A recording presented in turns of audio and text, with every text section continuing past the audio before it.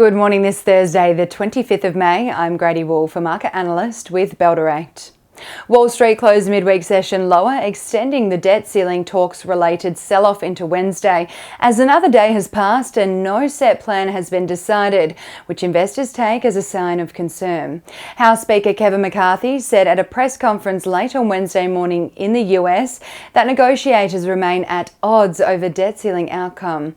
The US FOMC meeting minutes were also released in the early hours of this morning, outlining that the members are split on the need for the Fed to continue raising interest rates into the future, which also weighed on investor sentiment in the US through afternoon trade.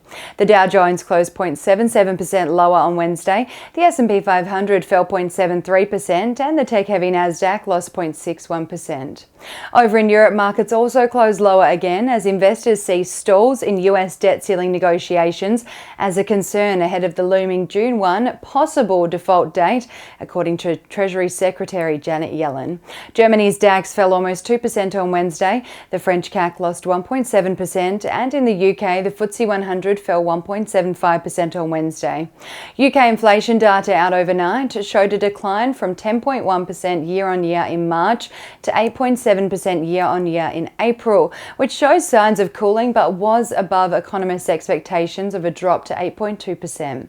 The local market extended its red run into Wednesday as investors sold out of materials stocks on the back of concerns surrounding weaker demand out of China's steel mills, causing a decline in the price of iron ore.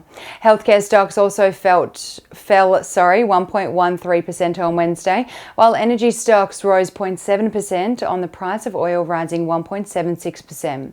Consumer discretionary stocks also took a hit on Wednesday over concerns of mounting demand headwinds signalled by Universal Stores, which caused a 24% plunge in the retailer's share price yesterday.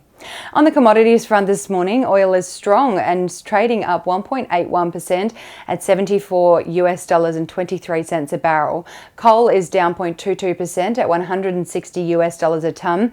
Gold is down 0.88% at $1,958 an ounce, and iron ore is down 2.83% at $103 a ton. Ahead of the local trading session here in Australia, the SPI futures are anticipating the local market to open 0.43% lower as the debt ceiling driven sell-off continues around global markets. One Aussie dollar is buying 65 US cents, 91.19 Japanese yen, 52.86 British pence, and 1 New Zealand dollar and 7 cents. And now let's dive into some trading ideas for your consideration today.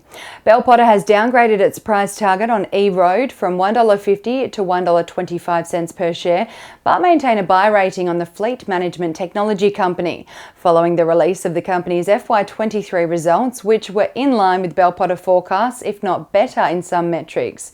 The downgrade in price target comes amid the company's EBIT loss of 4.5 million New Zealand dollars, coming in larger than Bell Potter expectations of 4.4 million New Zealand dollars. And as a result, Bell Potter has modestly adjusted forecasts for the company heading into FY24 and beyond.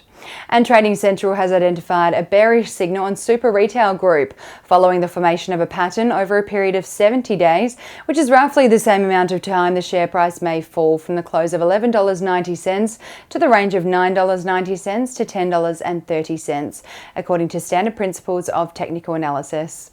And that's all we have time for this morning. Have a wonderful Thursday, and as always, happy investing.